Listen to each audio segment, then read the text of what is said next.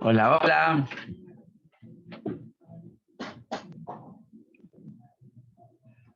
¿Cómo están?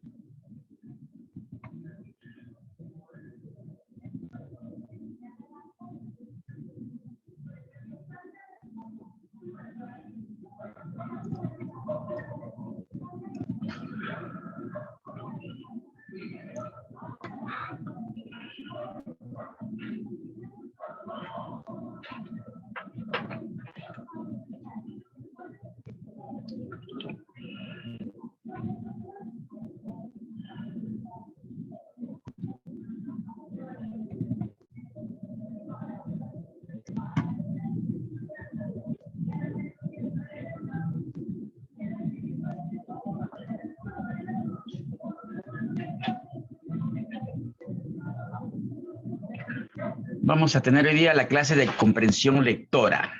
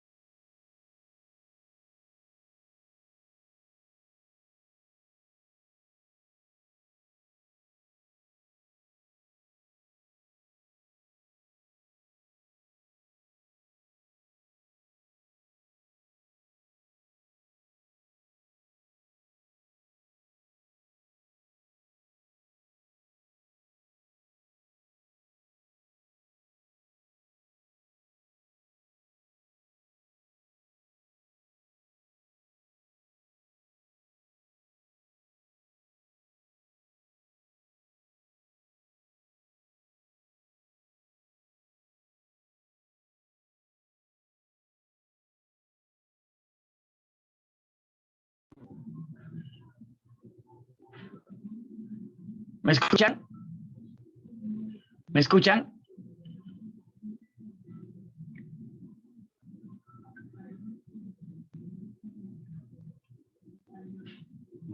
¿Aló? ¿Me escuchan? Sí, profesor, sí lo escuchamos. Listo, ya. La evaluación la van a sacar de la plataforma y ahí hay una rúbrica para que se guíen por eso para hacer las preguntas, ¿ya? Y la van a presentar mediante una monografía, ¿ya? Si tienen alguna pregunta, me la hacen ahora, y ahora que acabe la clase, voy a tener unos 10, 15 minutos, le voy a dar las pautas, ¿ya? Para que no haya problemas, ¿ya? Vamos a ver las estrategias para desarrollar las habilidades de expresión. Sabemos que es importante atender, pues, no solo lo extremo del proceso del aprendizaje como organización del aula o del uso de material didáctico, sino que fundamentalmente, es decir, aquellos procedimientos que promueven el análisis, síntesis y abstracción, ¿ya? La inducción también, entre otros, ¿ah? Por eso es que debemos de buscar el desarrollo cognitivo y también el afectivo en los sentimientos y valores. Hay que tener en cuenta esto porque para poder expresarnos fluidamente tenemos que tener en cuenta esto que les estoy diciendo. Por eso que la aplicación exitosa de estas estrategias está en manos de la creatividad del docente. Porque no se trata de aplicarlas mecánicamente, sino adecuarlas a las estrategias de los estudiantes a partir del diagnóstico que se haga de los educandos. Si vamos a ser docentes, vamos a preparar niños, ustedes saben que tienen que hacer un diagnóstico del aula para poder llegar a ellos.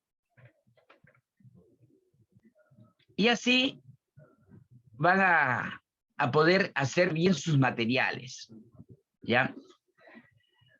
Primero, tenemos que saber hacer preguntas para poder contestarlas y también para poder entender lo que el estudiante quiere aprender. cuando enseñamos, preparamos a niños, a jóvenes, adultos, el método de terror y el autoritarismo es lo más inadecuado para el proceso de aprendizaje. Porque va a destruir la sinceridad, la confianza que debe existir en la comunicación. Y después se consigue solo una falsa sumisión. Creemos que los alumnos nos están escuchando, están entendiendo, y nos estamos equivocando nosotros sin poder responder o comunicarnos bien con los chicos. Sabemos que decimos, ¿no? Este niño es muy intranquilo, para jugando, no atiende la clase o se distrae. Y eso va a impedir pues su proceso de aprendizaje.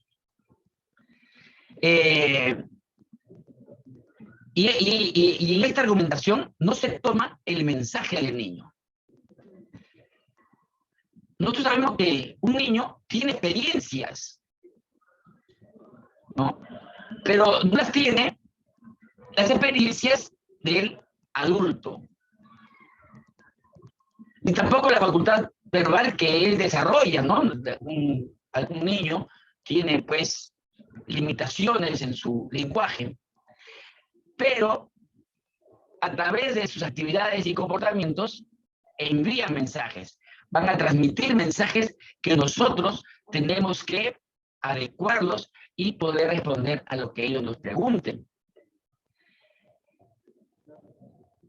También es necesario que supongamos que lo que están pidiendo es participar de este proceso de aprendizaje. A los alumnos no se los tiene que dejar de lado, porque ellos quieren ser parte del diálogo del saber. Ahora voy a pasarles una anécdota o un pasaje de la vida de Albert Einstein cuando era niño.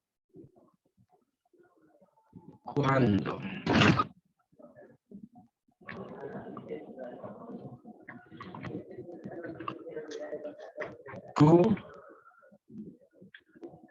era niño, ¿no? Cuando era niño. A ver, ¿quién me lo lee?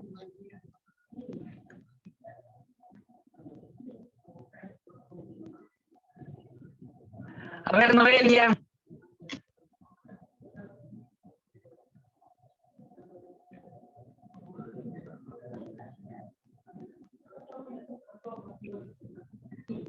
Odelia.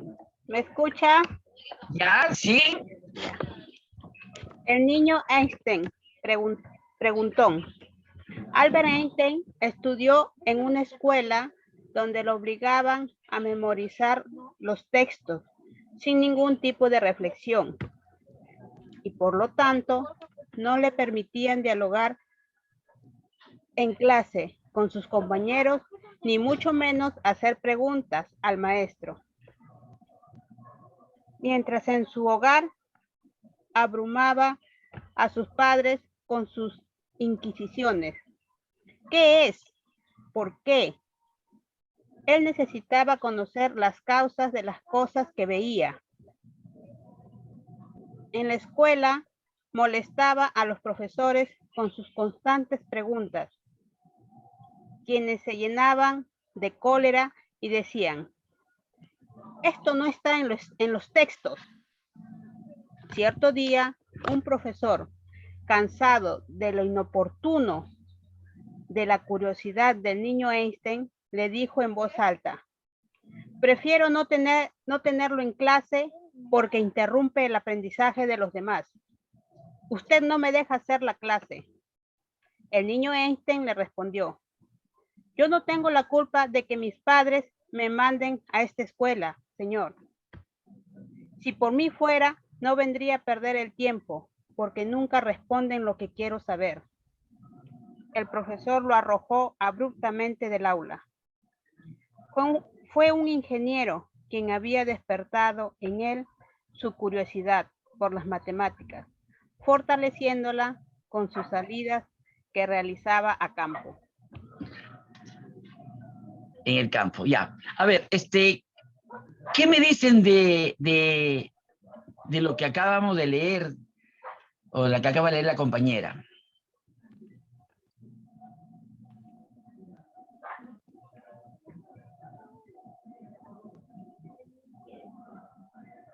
Bueno, lo que yo opino es que el profesor debería de haberlo dejado hacer sus preguntas para que así el niño pueda entender comprender toda la clase, todo el tema. Hay que tener en cuenta de que en la escuela que él estudiaba aplicaban el memorismo, era memorista. O sea, ahí no había nada que construir, sino ellos tenían que memorizar todas las cosas que le iban a decir. ¿Qué más? A ver, ¿qué más me pueden decir?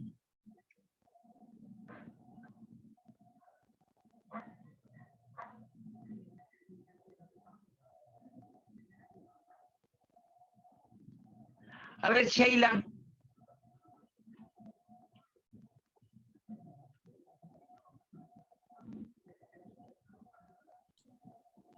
Buenas noches, profesor. Buenas noches. Yo pienso que no se conformaba con las respuestas que le daban, ¿no? Ya que su parte crítica, reflexiva, lo hacía preguntar más y más el porqué de las cosas. O sea, le daban una respuesta, digamos, vamos a suponer, ¿no? El tomate es rojo, pero yo quiero saber por qué es rojo, ¿no? ¿Qué lo hace rojo? O sea, y como no tenía respuesta, se sentía como limitado, ¿no? Como que frustrado porque él quería no solo saber que era rojo, digamos así, sino el porqué de esto, ¿no? Porque la parte crítica casualmente te hace pensar y te hace reflexionar un poco acerca de, ya me das una respuesta, pero yo quiero saber por qué, o sea, quería saber mucho más y bueno, sentí esa frustración y aparte los profesores quizás no eran tan preparados, ¿no? Para ese tipo de preguntas de un niño, siempre pasa en estos tiempos, ¿no? Que el profesor a veces pregunta, el niño le pregunta y hay profesores como no están preparados, no tienen respuesta. Y yo pienso como profesor, que ante uno cuando va a la clase tiene que ir preparado antes posible, pregunte a los niños, porque no todos son como, digamos, como zombies, ¿no? Que, profesor, alumno, esto es así, 2 más 2 es 5, y los niños piensan que es 5, pero va a haber uno que te va a decir, no, pero 2 más 2 es 4. Si yo cuento mis dedos, tengo 4, pero porque usted dice que es 5, y siempre va a haber en niños ese por qué, porque tienen esa capacidad de razonar, ¿no? Su parte lógica siempre va a salir, ¿no? Eso es todo, profesor. Ya. Otra más. A ver, Sarela.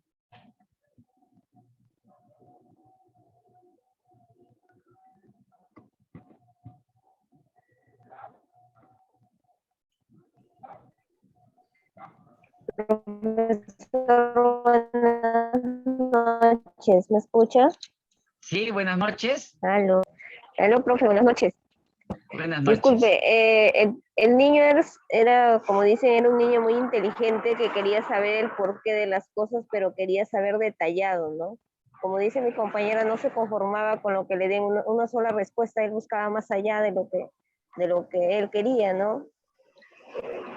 Y parece que a veces, por ejemplo, el profesor no le entendía casi muy bien porque él explicaba, pero como dice, el niño no se conformaba, el niño quería saber más extendido. Y gracias a eso el niño es muy inteligente, por ejemplo, ¿no? ¿Está bien, profe? Sí, está bien, ¿no? Lo que ustedes están diciendo está bien. A ver, lo que hay que tener en cuenta es que si el niño pregunta, no va a buscar, cuando el niño pregunta, no va a buscar la mínima respuesta. depende de las motivaciones, pero toda interrupción contiene tres sentidos para su pregunta. Una es el sentido intelectual, ¿no? Porque busca información de lo que no conoce, ¿ya? Y un niño que pregunta es porque está aprendiendo y quiere conocer.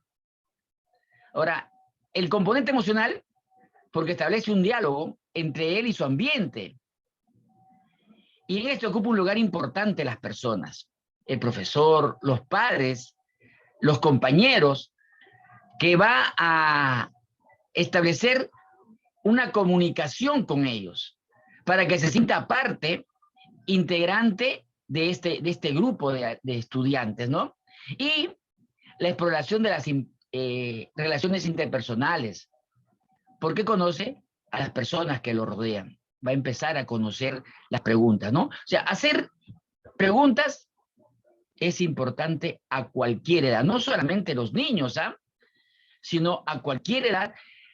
Siempre es necesario y muy importante que tengamos en cuenta esto. Nosotros mismos, cuando no sabemos algo, tenemos que preguntar. Por eso es que tenemos la necesidad de dominar esa habilidad, de saber preguntar. Ahora, hay que tener en cuenta que nunca una respuesta es mala, ni la pregunta es buena. Si la pregunta es vaga, la respuesta pues será vaga. Y si la pregunta es confusa, la respuesta también lo será. Entonces, hay que tener en cuenta que las preguntas tienen que ser bien direccionadas, ¿ya? Ahora sí, vamos a ver las cosas que estaban en el contexto de lo que hablaba Albert Einstein cuando era niño, ¿ya? Y es el constructivismo.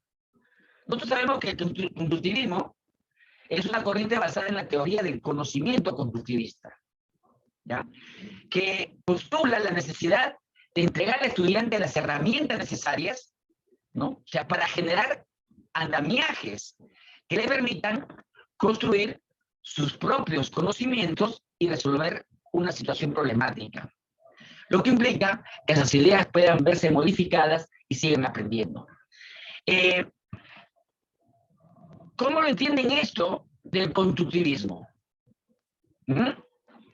A ver, ¿cómo lo entienden esto del constructivismo?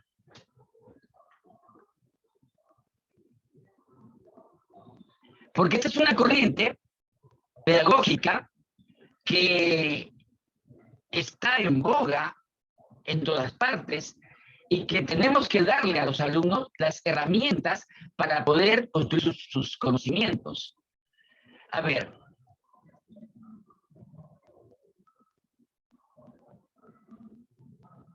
Sheila. A ver. Si no me equivoco, profesor, se refiere a la teoría de Piaget. Claro.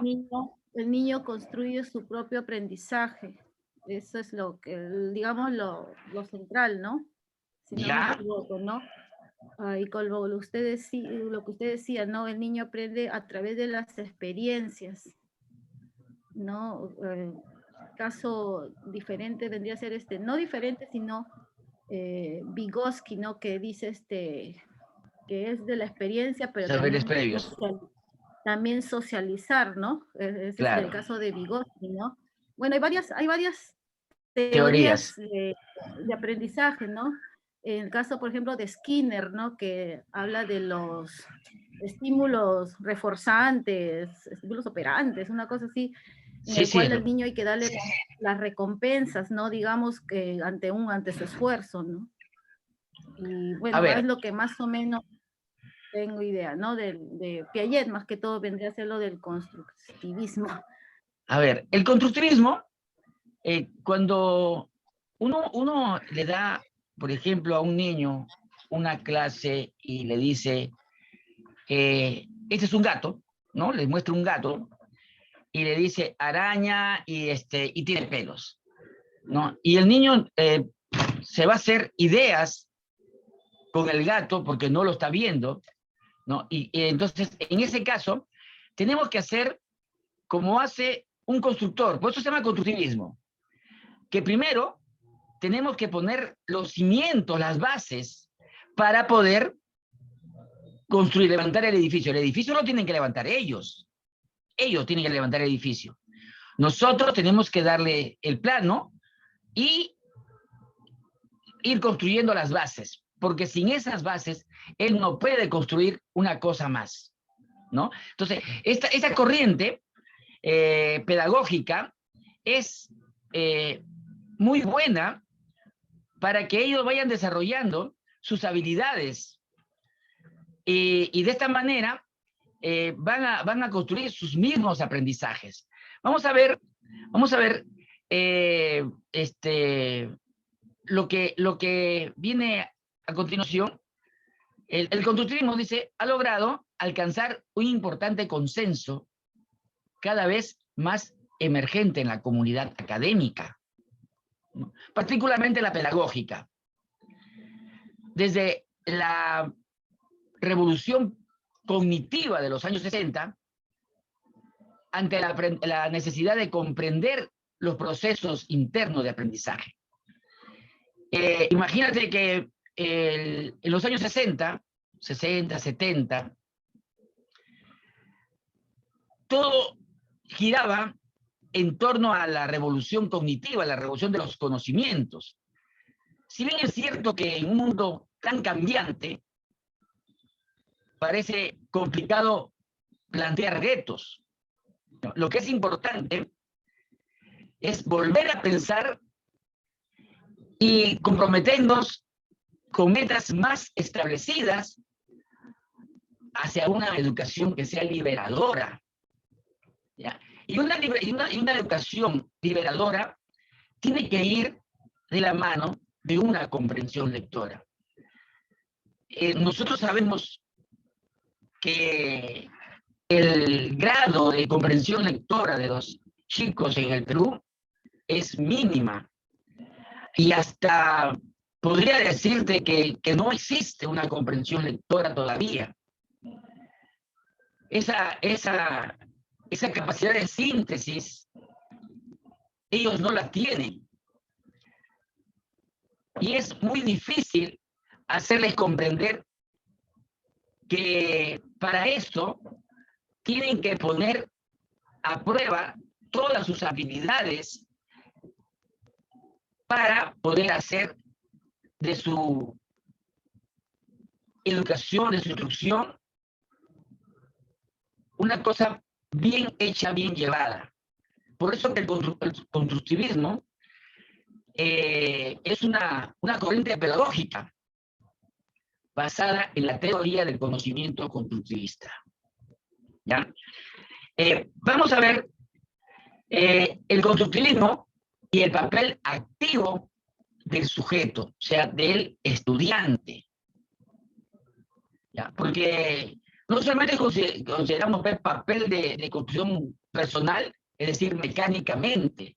¿Ya? El papel de la construcción personal no solamente tiene que ser mecánica.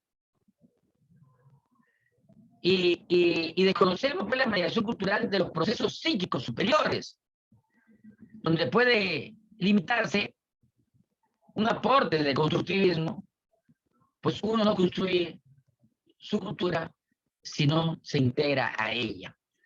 Por eso es importante que para empezar a hacer una preparación de estos chicos, tenemos que hacer todas unas fichas para poder saber quiénes son y qué es lo que buscan.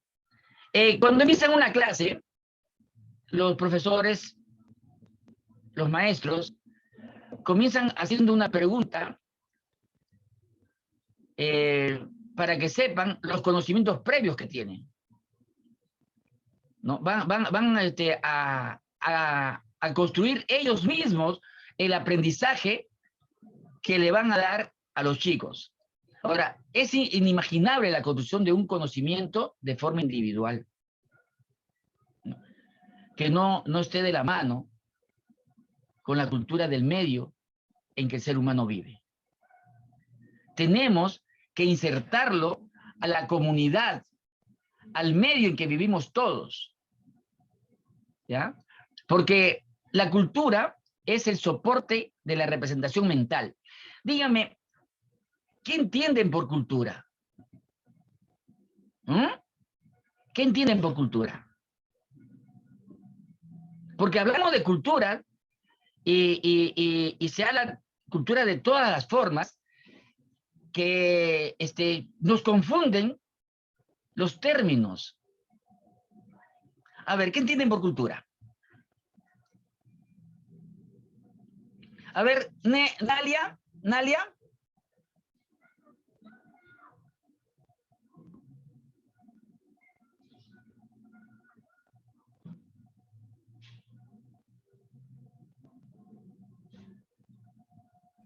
Puede activar su audio.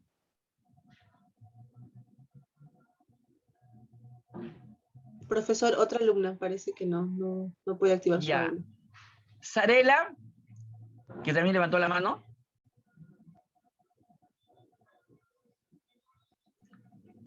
O Curi. A ver, sí, a ver. ¿Qué tiene por cultura?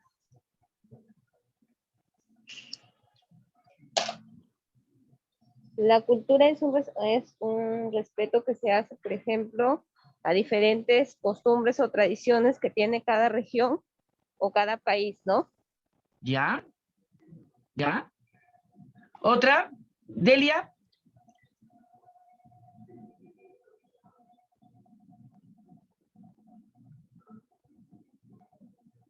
Delia. Me dicen que son las costumbres, las tradiciones de cada región, de cada país. A ver, Shelia, no Shelia.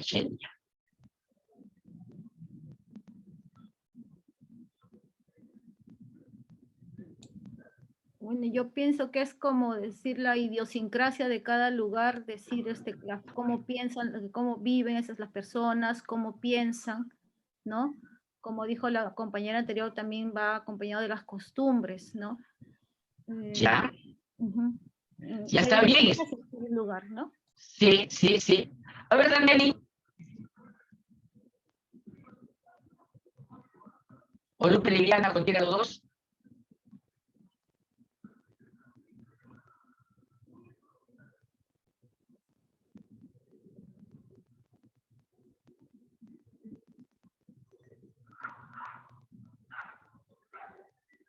Profesor, perdone, ¿qué alumna?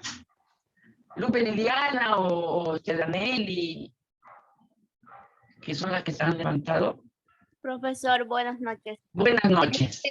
Bueno, yo opino que es cultura, es una tradición de cada pueblo que lleva, es mediante conocimientos, mediante también sus trajes, que cada pueblo demuestra sus tradiciones, las comidas y más que todo, cultura de cada pueblo es distinto, no es igual.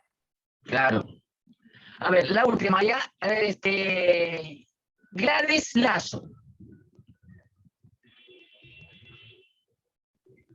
Profesor, buenas noches. Buenas noches. Bueno, yo entiendo por cultura, es un conjunto de conocimientos, ideas, tradiciones y costumbres que caracteriza un pueblo o clase social. ¿Ya? ¿Sería eso todo, profesor? Ya. A ver, tienen razón cuando me dicen de las tradiciones, de la cultura, de las tradiciones, lo que es la manera de hacer algo, ¿ya? Cuando nosotros hablamos de la cultura de nosotros, es todas las cosas que hacemos a diario. La cultura no tiene nada de extraordinario si no fuera porque nosotros las hacemos todos los días. Entonces, cada pueblo, cada ciudad, cada país tiene una manera de hacer las cosas, una manera de vestirse, una manera de cocinar, una manera de cuidar sus tradiciones. Entonces, de esa manera es lo que se conoce como la cultura, ¿ya? Para que entiendan que la cultura no es nada más que la manera como completamos, cómo vamos asimilando las cosas que hemos aprendido a hacer, ¿ya? Por ejemplo, la cultura puede ser el soporte de la representación mental, ¿ya? Porque como nosotros pensamos, hacemos las cosas, ¿ya? Entonces, la cultura no es nada más que la representación mental de todas las cosas que hacemos, ¿ya? Ahora, los adultos son representantes de la cultura humana. Ellos van a enseñar a los chicos la manera como hacen las cosas. Y ellos la van a seguir, porque es una tradición que sigan las costumbres, ¿ya? Por eso es que la construcción fuera individual resultaría pues imposible la comunicación humana. En consecuencia, el papel del sujeto es activo de la interacción social, ¿ya? Cuando todos los sujetos que son integrantes de una comunidad se comienzan a mover hacia una forma de vivir, están haciendo una interacción social, y eso es lo que tienen que tener en cuenta para poder hacer el constructivismo, ¿ya? Ahora, la lectura es una recepción mecánica. Hay que tener en cuenta de que para leer hay que saber transformar los símbolos o significados, ¿ya?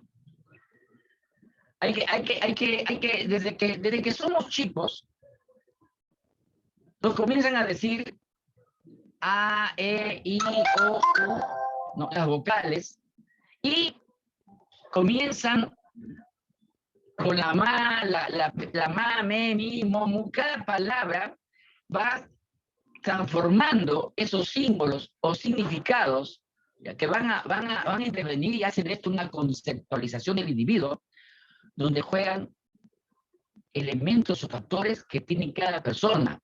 Por ejemplo, el interés, el conocimiento previo, las habilidades cognitivas, el instrumento del conocimiento y la capacidad de atracción, ¿ya? En el interés, eso va a depender mucho de la motivación que se tenga, ¿ya? Hay personas que tienen, pues, motivaciones para poder leer, ¿no? Y también hay que darles esas motivaciones para que ellos accedan a cualquier tipo de lectura, ¿no? Ya sea recreativa, entretenimiento, investigación. Ellos van a seleccionarse eso, pero de acuerdo a la motivación que le demos nosotros. Ahora, de los conocimientos previos, ya sabemos que los conocimientos son los que tenemos por las habilidades que hemos adquirido, ¿no? En torno, pues, a su experiencia propia, ¿ya? Y esas habilidades cognitivas que todas tenemos, pero uno las tiene más desarrolladas y poseen el mayor número de ellas, por lo que les hace más fácil leer una lectura, abstraerse, que ya vamos a llegar a ese sitio, pero van a extraerse y le van a sacar la síntesis de todo lo que han leído. Ahora, en instrumentos de comunicación, de conocimiento, ¿no? Son las categorías que nos permiten comprender lo que vamos a leer. Y la capacidad de atracción es la capacidad de imaginar, de interpretar y sistematizar los conceptos, ¿ya? Por eso que decimos que la lectura es la interpretación de acuerdo a nuestras propias habilidades y experiencias, cuando nosotros hemos adquirido estas habilidades, estas experiencias que nos han permitido desarrollar las capacidades, entonces se nos va a ser más fácil comprender lo que estamos leyendo, ¿ya? Ahora, el aprendizaje del lector tiene dos fases, la fase escolar y la fase adulta. En la fase escolar es lo que el alumno, ya les he dicho hace ratito, ¿no? Que aprenden progresivamente los mecanismos para la lectura, ¿ya? Es ver, pronunciar, oír y comprender. Son 4, ¿ya? Los mecanismos para la lectura.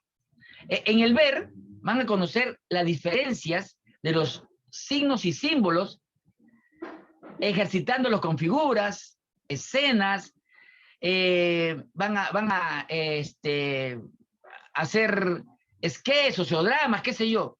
Pero de esa manera que están viendo ellos eso, ¿no? Van a conocer y diferenciar los signos y símbolos, ¿ya? Ahora, cuando a pronunciar, van a ejercitar la lectura oral, ¿no? Con la vocalización de símbolos del alfabeto. Porque el alfabeto también está compuesto por símbolos. Ya vamos a ver ahorita cómo esos símbolos que desde los albores de la humanidad han tenido que ir ejercitando a los hombres a poder adentrarse a la cultura de las letras. Y comprender va a ser pues la capacidad de imaginarse, de abstraerse, ¿no? Y también se describe lo que se imagina, ¿ya? Lo que te imaginas es lo que vas a escribir, porque la idea que te dé el texto es lo que vas a poner. Por eso es que es importante que la capacidad de abstracción sea pues óptima, ¿ya? Ahora, en la fase adulta, ¿no?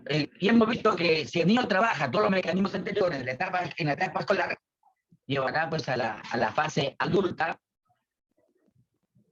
con la capacidad pues de ver y comprender con dominio de habilidades de síntesis e inferencia. Cuando nosotros comprendemos lo que leemos y sintetizamos o hacemos inferencia de lo que hemos leído, ¿no? Se va a evidenciar lo que ha aprendido en la fase de niño, ¿no? Aquí se debe evidenciar un proceso rápido y simultáneo de ver. Por ejemplo, ve un baño y comprende su función, ¿no es cierto? No es que vea el baño y solamente diga, es un baño, ¿no? Sino él comprende su función, o si no, con el menú o el almuerzo, ¿no? O sea, todas las cosas van a comprender lo que es en su realidad, ¿ya?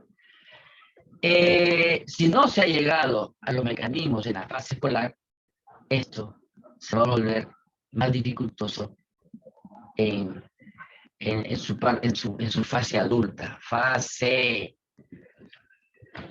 en su fase adulta, ¿ya? Esto de acá lo vemos cuando nos dan una lectura y se nos hace difícil concentrarnos en lo que dice, se nos pasan los conceptos, se nos pasan las cosas que están a la mano, ¿no? Porque no estamos acostumbrados a leer, ¿no? Hasta ahorita, ¿qué hay con lo que han escuchado? ¿Ah? A ver, 3. A ver, Jepsi.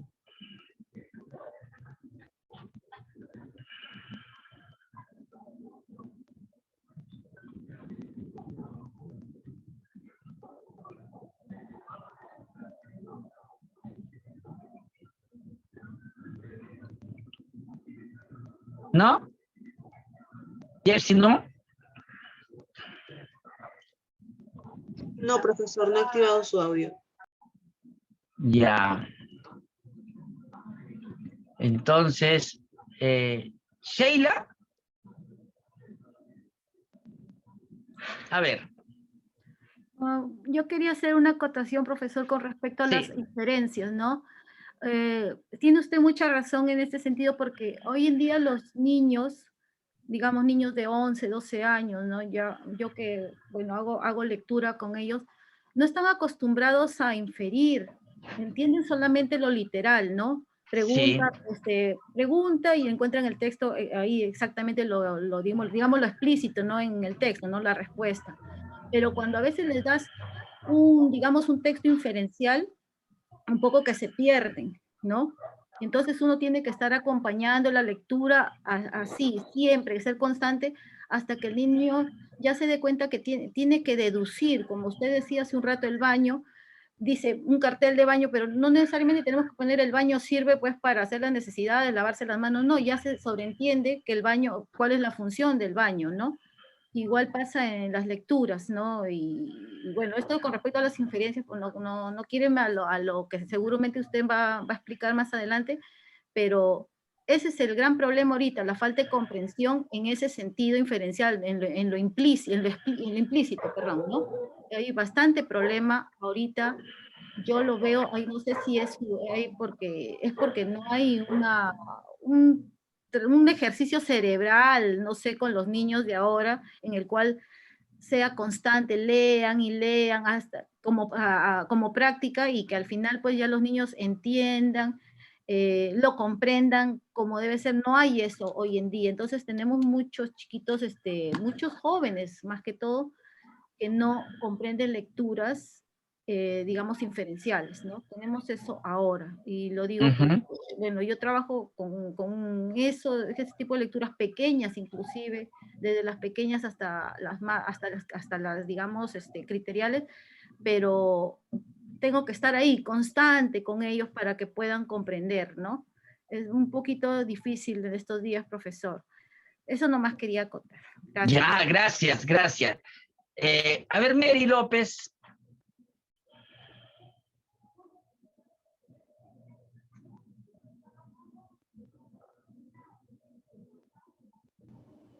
Profesor, buenas noches. Buenas noches. Sí, también quería contar algo sobre la comprensión de lectura, ¿no? Por ejemplo, tengo mi niña que está en primer grado, entonces la profesora ve esa problemática de los niños, de los muchachos de hoy en día que no les gusta leer. Entonces, la Miss de mi hijita que está en primer grado, cada viernes les hace una comprensión de lectura. ¿Y qué hace la Miss para captar la atención de ellos? Primero les muestra dibujitos sobre la lectura. Entonces les hace despertar la mente diciéndoles, a ver, ¿qué es lo que ven? ¿Qué es lo que piensan? ¿Qué pueden decirme sobre estas figuras? Y los niños empiezan a hablar, Miss, veo esto, sí, Miss, me parece que es esto. Entonces, es una forma de que los maestros... Claro. Sí, no, profesor, entonces, es una forma de que los maestros también tratemos de inculcarles eso desde pequeñitos, la lectura para que cuando sean grandes les guste leer. Y a mi pequeña le está gustando leer porque de esa forma que hace la Miss, es muy interesante, profesor.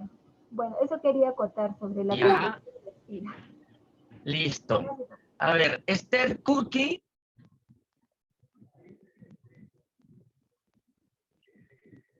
O Rosalvina.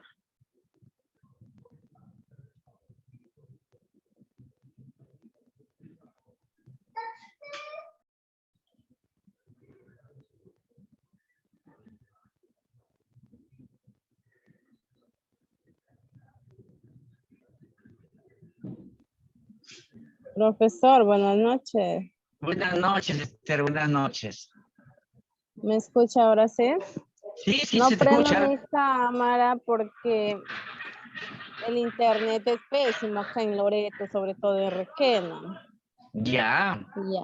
Quería aportar también sobre que los niños hoy en día están, no sé, falta de ¿De qué te podía decir? Que no, esa comprensión de texto. Tengo una niña de 10 años, también es, ¿cómo te puedo decir? Es durita para comprender el texto, de comprensión lectora. Pero ahí estamos ayudando. Como dice mi compañera, las profesoras también tienen ellos sus formas de ayudar a los niños. Por Claro. ejemplo, un cuento.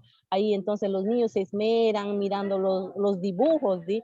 Y eso es algo de motivar a los niños para que ellos empiecen con la comprensión lectora, a entender, porque esa es falta de que no leen mucho. Más que todo en estos tiempos por la tecnología, di que los niños, es un problema en este tiempo que los niños quieren parar en el celular, pero uno aquí como nos estamos formando, vamos a ser maestras, somos padres, somos madres, debemos enseñarles que la lectura es muy importante en ellos. Eso, yo Así creo que es. esa es mi aportación para sobre Está la bien. comprensión lectora, profesor. Muchas gracias. Gracias a ti también. Lo que pasa es que los chicos, las personas, nosotros mismos, no nos gusta pensar. No nos gusta pensar. Van a ver ustedes cuando van a tener que hacer su tesis, ¿no? Van a tener que leer 50 libros, mínimo, ¿no?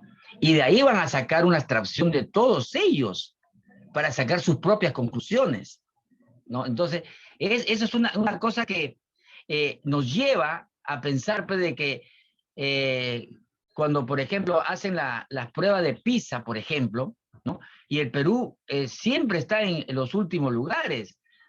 ¿Por qué? Porque no hay la capacidad de poder leer, ¿no? Y eso es algo que nos va a tener muy preocupados siempre, ¿ya? Ahora, sabemos que leer, pues, es la clave principal para los conocimientos, ¿no? Pero para eso vamos a necesitar múltiples procesos mentales que tenemos que ejercitarlos, ¿ya? Por ejemplo, el funcionamiento de la inteligencia aplicado al ámbito de la lectura. Las palabras sirven, pues, para activar procesos mentales y eso genera inferencias.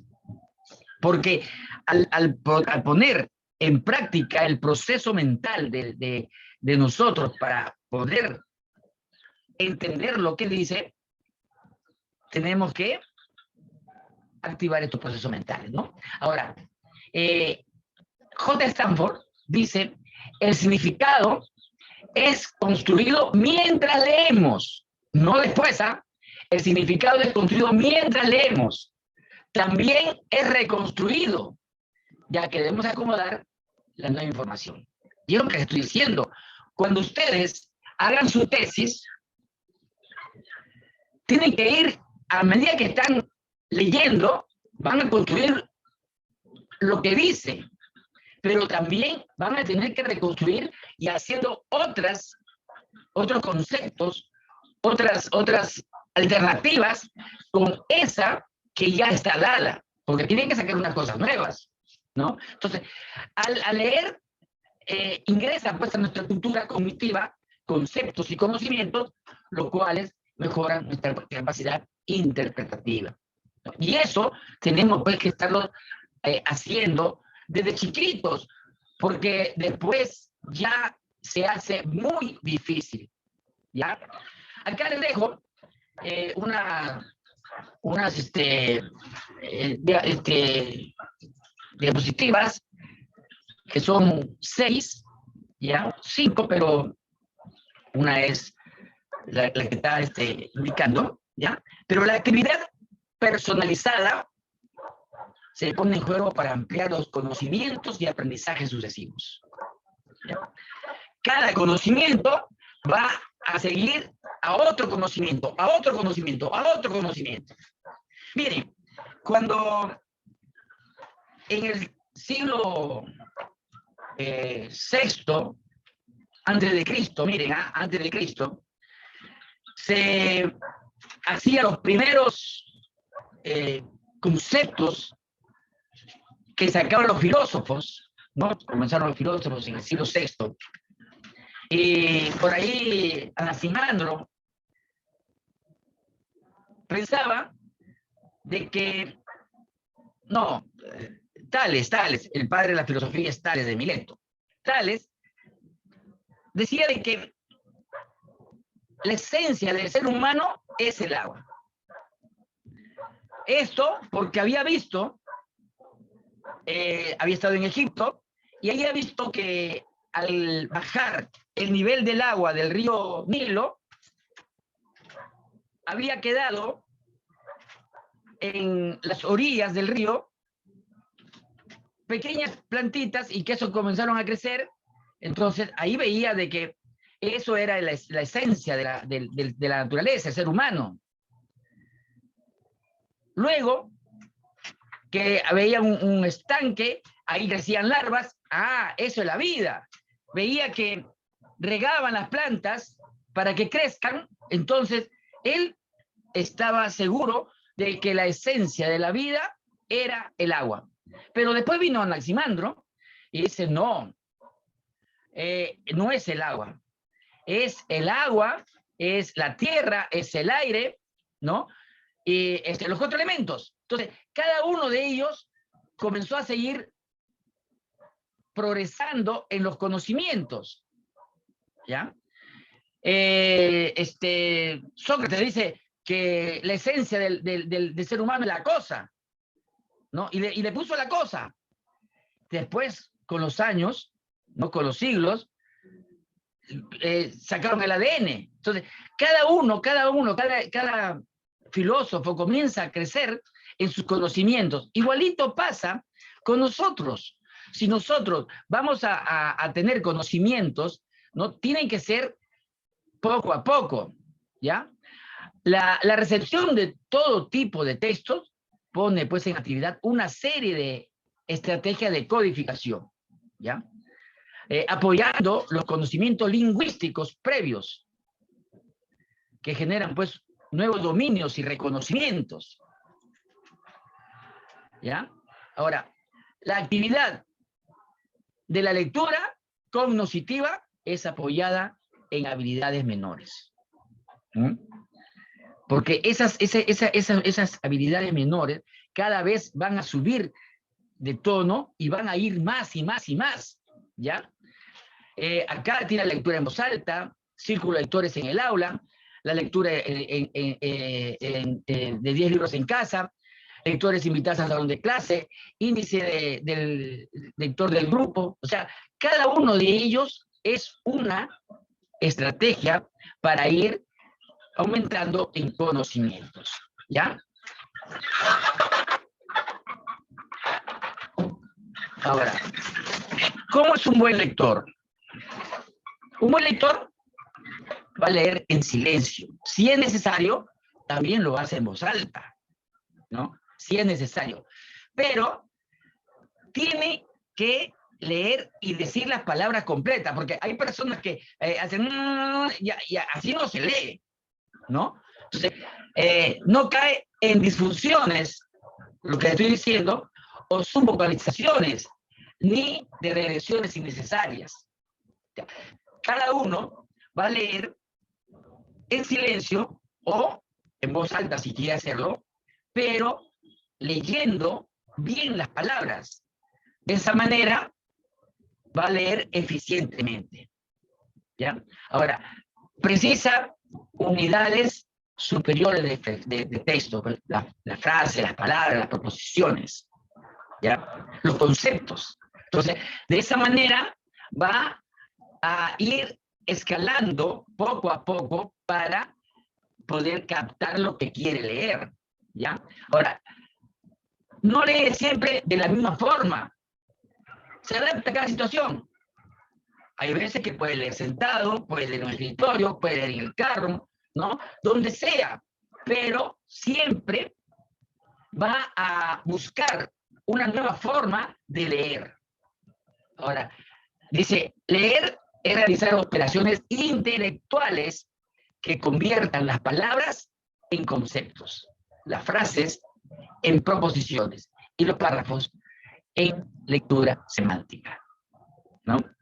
Y esto pues nos va a llevar acá, ¿no? El lenguaje escrito, ¿ya?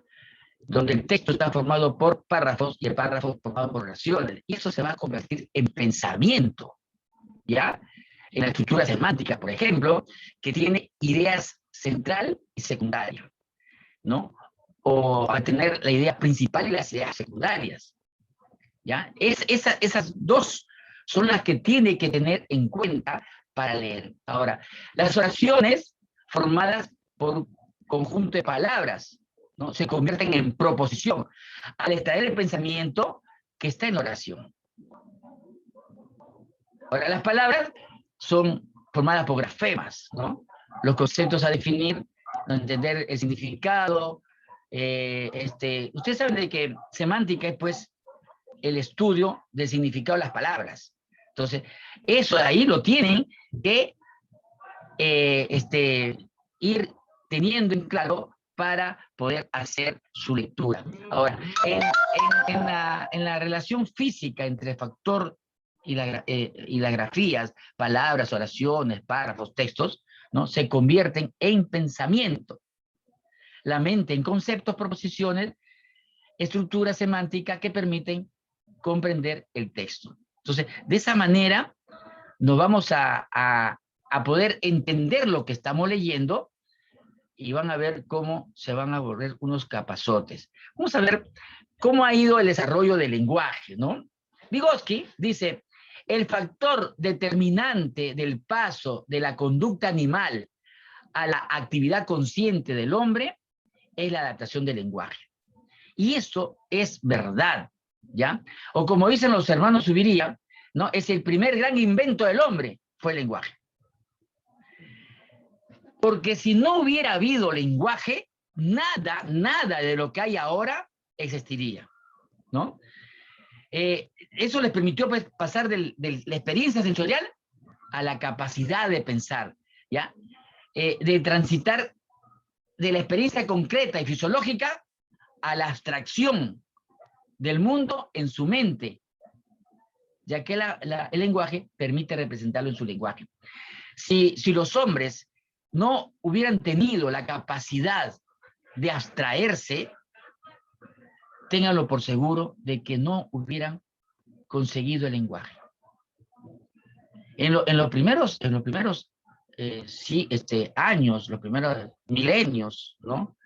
Hace más de 150.000 años, ¿no? que están los hombres dando vueltas por el mundo, empezaron a inventar el lenguaje, ¿ya?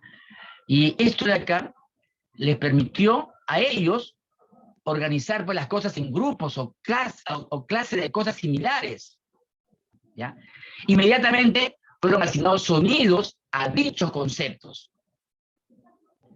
O sea, la capacidad que han tenido para asignarles sonidos a esos conceptos, han tenido que ser hombres muy inteligentes.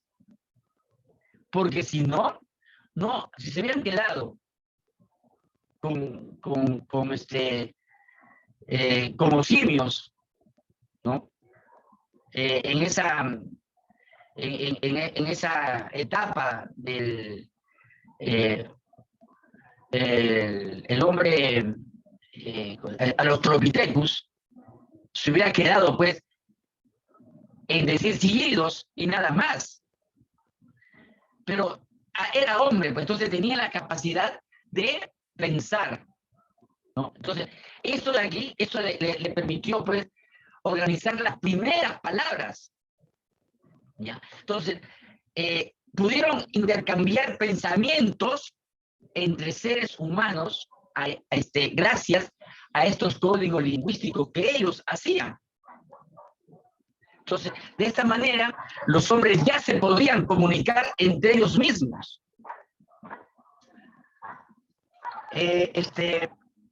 Ahora, el lenguaje restringía pues la comunicación a lo que estaba cerca nada más, ¿no? Pero se diluye en el tiempo. Entonces, gracias a la necesidad de trascender, porque los hombres tienen que trascender, entonces surge el otro gran invento del hombre: añadir símbolos a los signos verbales. Si al comienzo ellos decían las cosas que querían hacer o que hacían o que pensaban y lo hacían mediante sus dibujos rupestres, ¿no? Comenzaron a escribir. Y hace 5.000 años los sumerios inventaron la escritura, ¿no? Entonces, estos simbolizaron los signos verbales y así pues han logrado impregnar en tablillas los pensamientos. Acá están los primeros pensamientos del hombre escritos.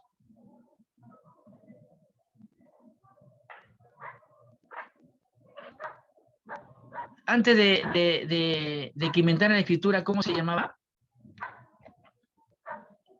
¿Saben?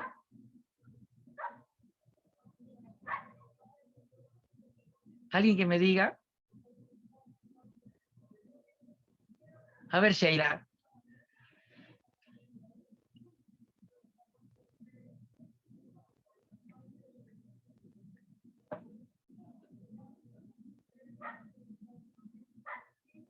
No hay, ¿no? Aunque sea, escríbelo, escribe en el chat. Profesor Silvia. Sí. Ya, ahora sí. Ahora sí, Sheila. ¿No? Profesor Silvia o Silvia. Tiene levantada la señorita Silvia y Gladys. Ya, a ver, Silvia primero.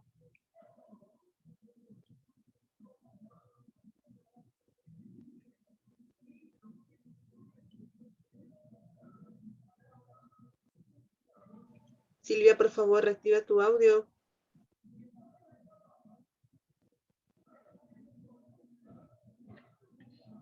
No.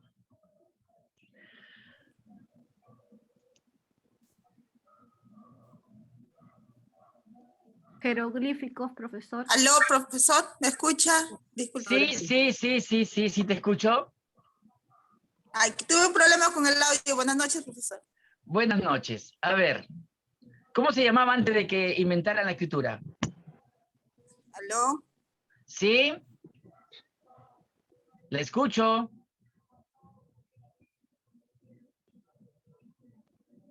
Se le fue su audio. Sí, profesor, con otra alumna, por favor. Ya, Sheila, a ver. O Dinora. A ver, Dinora. Profesor, buenas noches. Buenas noches. ¿Se llamaba geogloríficos? No, antes de inventar la escritura, se llamaba prehistoria. Prehistoria. La historia cambió con la invención de la escritura. Porque antes de que escribieran los hombres, todo lo tenían en la cabeza y se lo transmitían de generación en generación, ¿ya? Pero cuando inventaron la escritura, comenzó la historia, ¿ya? Eso para que lo tengan en cuenta, ya que la escritura, o sea, la escritura se ha inventado hace 3.000 años, 3.200 años, ¿ya?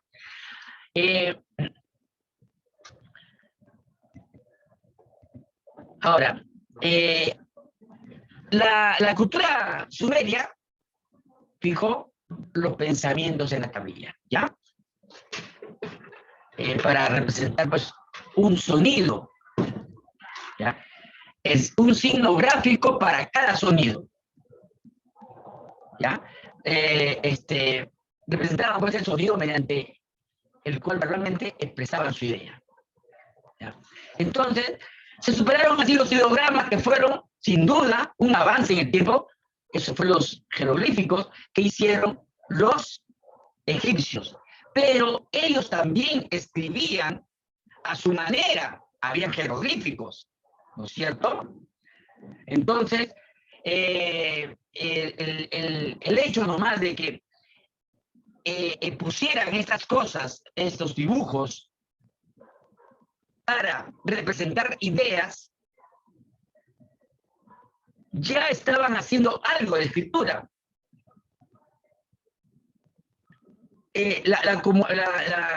Pero una idea gráfica que hacían para cada palabra que ellos decían, se habían hecho pues un montón de letras, de gráficos lingüísticos, ¿no? Entonces, imagínate que los chinos han tenido que reducir sus casi 5.000 símbolos a solo 300 para mejorar la interacción comunicativa, ¿no? Los egipcios no han tenido tiempo, pues.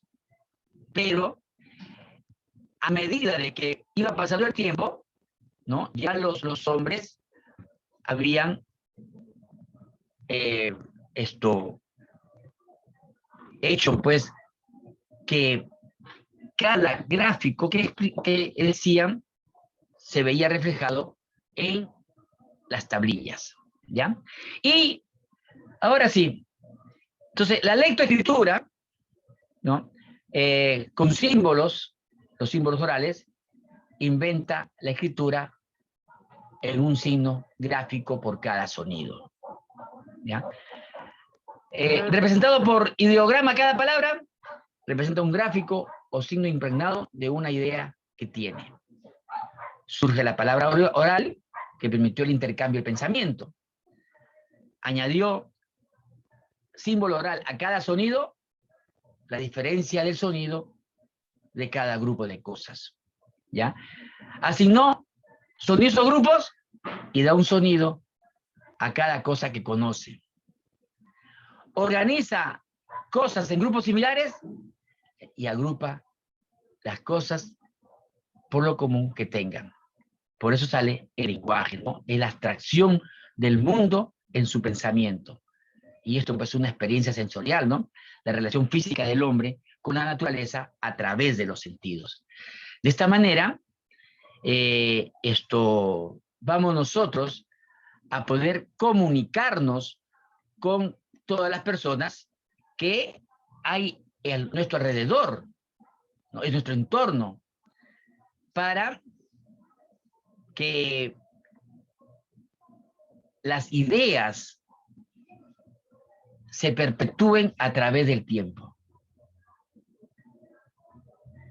Si hace 5.000 años los hombres escribieron algo y ahora nosotros tenemos que ir a esas fuentes que han escrito para poder comprender cómo vivían y pensaban ellos.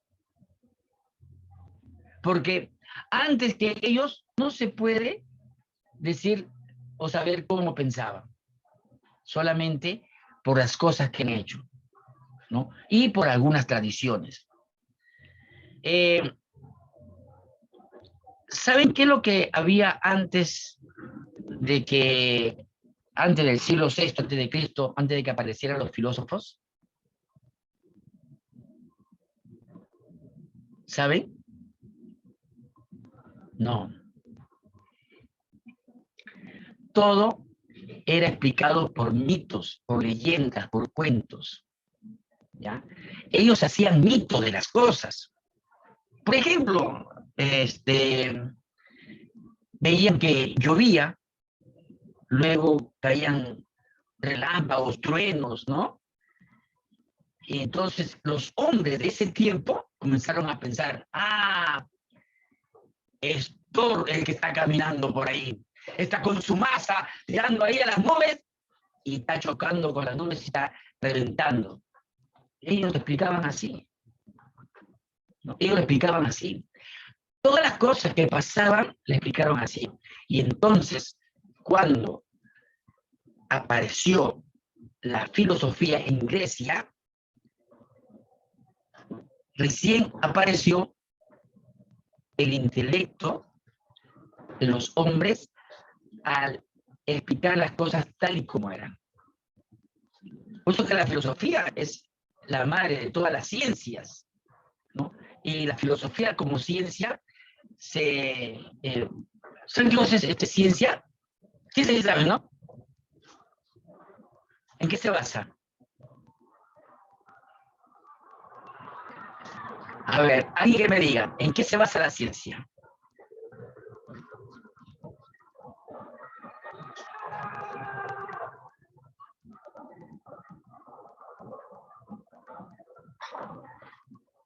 Profesora, ¿quién dará el pase? A ver, a Silvia Medina.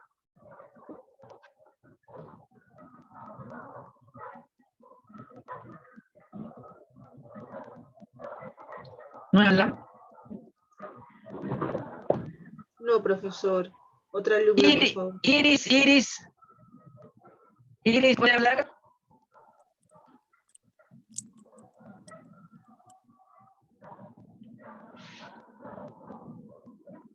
A ver, Sandy. Ya, Sandy.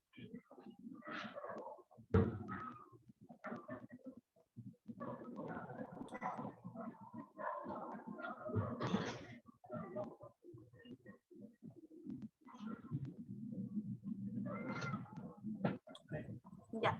Buenas noches, profesor. Buenas noches. ¿Cómo está? Lo que yo sé de la ciencia, o lo principal de la ciencia, es que es cuantitativa, o sea que se puede medir. O bueno, lo que es de la ciencia es lo que se puede demostrar y medir. Eso es lo que sé de la ciencia. Ya. Pero la ciencia se basa en dos principios. Uno es la observación. Si no observas, no hay ciencia. Y otra es la explicación. La ciencia se basa en la observación y la explicación. ¿Ya? Y en eso, y eso es lo que se basaron los filósofos del comienzo. Observaban y explicaban. Por eso es que los conocimientos pues han ido creciendo de uno a otro. ¿Ya? Y ahora pues tenemos toda una cantidad de conocimientos que piña de nosotros, porque tenemos que todo eso, siquiera aprender una milésima parte, ¿no? Para poder comunicarnos con el mundo, ¿ya? Y esa comunicación que hacían los filósofos, que va de lo mínimo hasta ahora, es lo que ha hecho posible la comunicación en el mundo. ¿Ya? Ya se va a acabar, quedan 10 minutos. A ver, ¿tiene alguna pregunta que hacerme?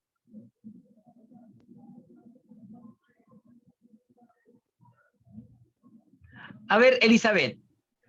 Profesor, no. Elizabeth. Profesor, buenas noches. Buenas noches, ¿cómo está?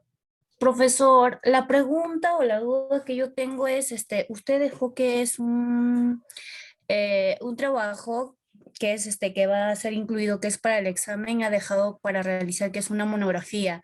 Sí. ¿Y eso más o menos para cuándo va a ser, profesor? A ver, yo creo que la monografía me la puedo entregar en 2 semanas. En 2 semanas, profesor. Y otra consulta más, profesor, porque aquí hay 3 preguntas, ¿no? Sí. Esas 3 preguntas, esas al escoger una de ellas, No, o las 3 las no, tenemos que... las 3 las tienen que hacer. Las 3 las tienen que hacer. Ya, como yo le estoy diciendo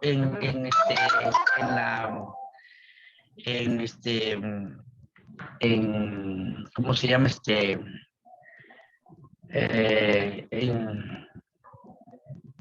¿cómo se llama? Ay. El hecho que ustedes tienen que hacerme con las preguntas que tienen que ser precisas, cortas, ¿no? Que no me hagan mucho comentario, sino lo básico, ¿ya? Pero que se entienda.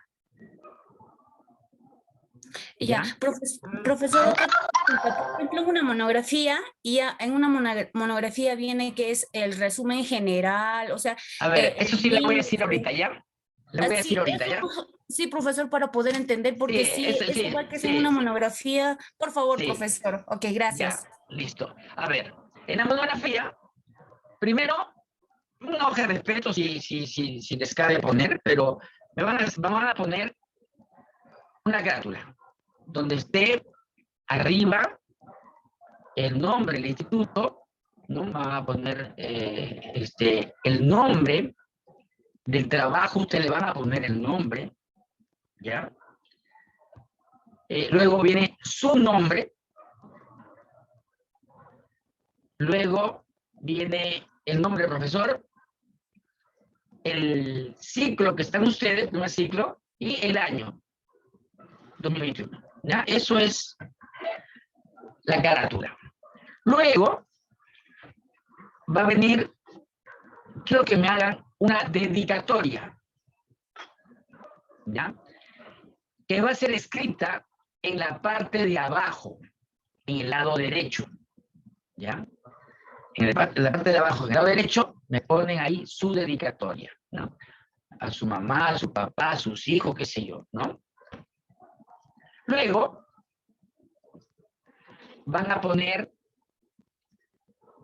el índice de lo que están escribiendo. Ya, va a venir el índice.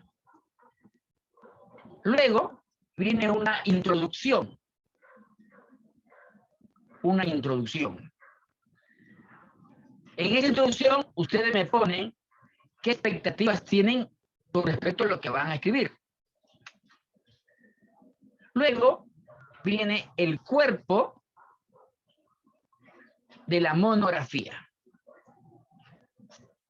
Ya en eso, ya ustedes verán la cantidad de hojas que ustedes crean convenientes, pero lo escriben chiquito, porque imagínate, voy a leer como 100 y tanto, y para mí va a ser más pesado que para ustedes.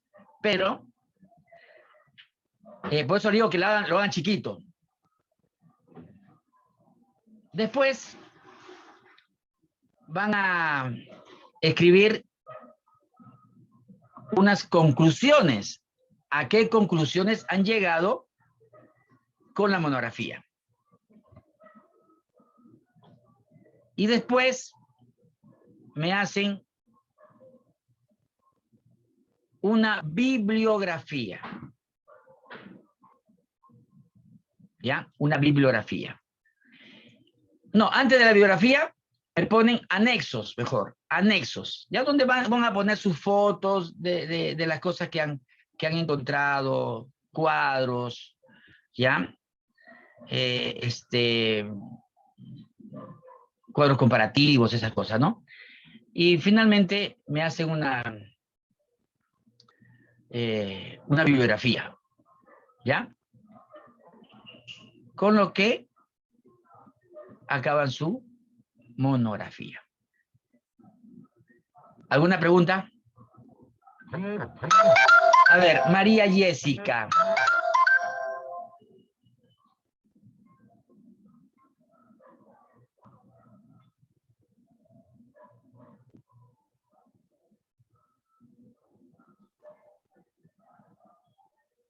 Ya. A ver, María Jessica.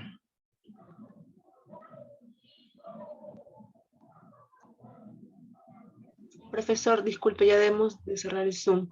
Sí, pero quiero que me... Sí, a ver. Por interno nos puede escribir ¿Ya? alumna. Sí, ¿Ya? por interno de WhatsApp, y le voy a reenviar a usted para que pueda responder. Ya, gracias. Nos vemos la próxima semana.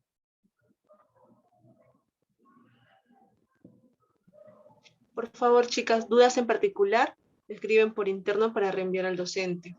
Gracias, chicas.